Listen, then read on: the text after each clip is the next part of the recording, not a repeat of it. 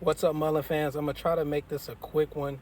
Go over this price action. We got a spike as soon as market open. Mullen did put out some news today, which we're going to go over as well and talk about why the stock is pushing back down after the news. I hope y'all had a great weekend. Mine turned out better when the Buccaneers beat the Titans yesterday. To the Titans fans out there, I'm sorry, but we had to get this losing streak taken care of. Now, very quickly, Mullen dropped news pre-market that its facility that they just recently leased out is going to be a high energy facility that's added to execute EV battery programs. These below are the highlights for the facility as well as vehicle capabilities that it will enhance, producing 1 GWh per year solid state polymer BMS calibration for Class 1 EV cargo vans begins in December 2023, with testing of solid state battery packs in Class 1 EV cargo vans in Q1 2024. 110 miles current LFP range increases to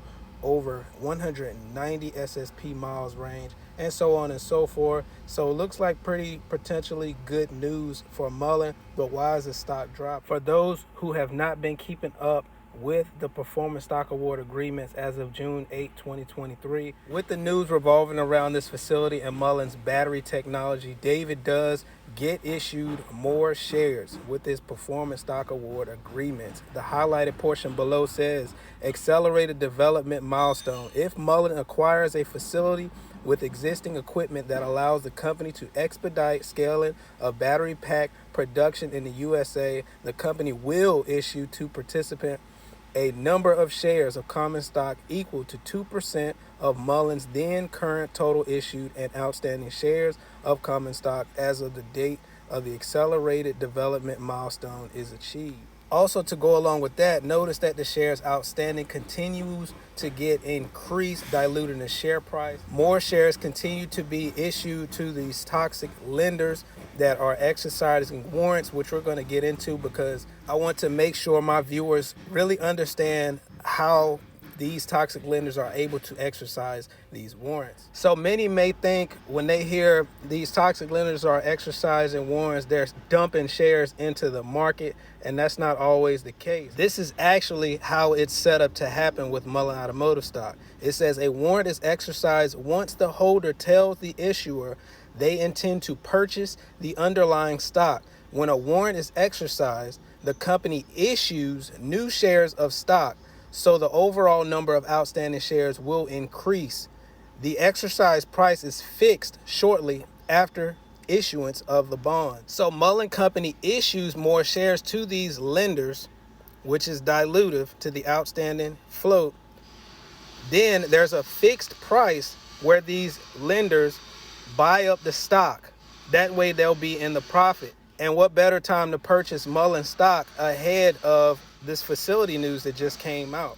And as far as I know, let me know if I'm wrong, but Mullen and David Mystery doesn't get any proceeds off of these warrants. So the lenders will continue to get theirs, and David will continue to get his off of these performance stock award agreements. So basically, off of this information, and you can quote me if I'm wrong, the stock price continues to bleed down because of the amount of shares that continues to get issued and added to the outstanding count, and not necessarily these toxic lenders where people think they're dumping shares when really they're just capitalizing ahead of Mullen's news and repurchasing the stock at low levels after the company has been issuing more shares.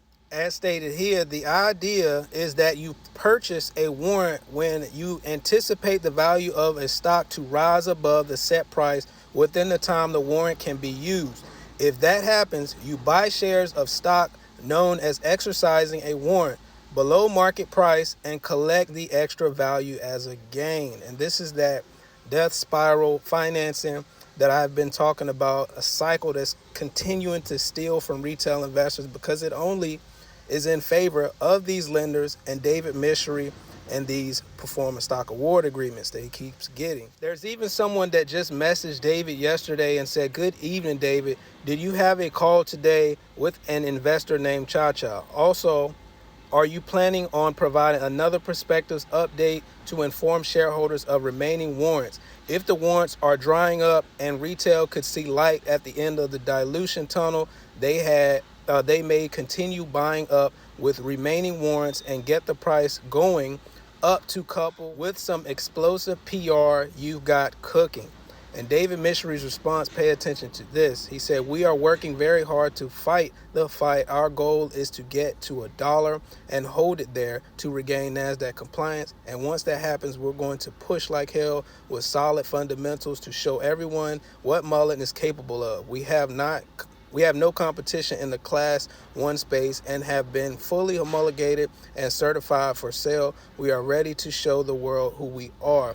And that sounds pretty scripted off a lot of things he's already said, but he completely ignores the warrants talk that this person is trying to get answered. So let me know what you guys think about this news. I'm just giving you my thoughts and opinions on everything I'm seeing, whatever pattern is going on behind the scenes. Let me know if you think this news will be beneficial here in the short or long term, or do you think it is planted for something more sinister?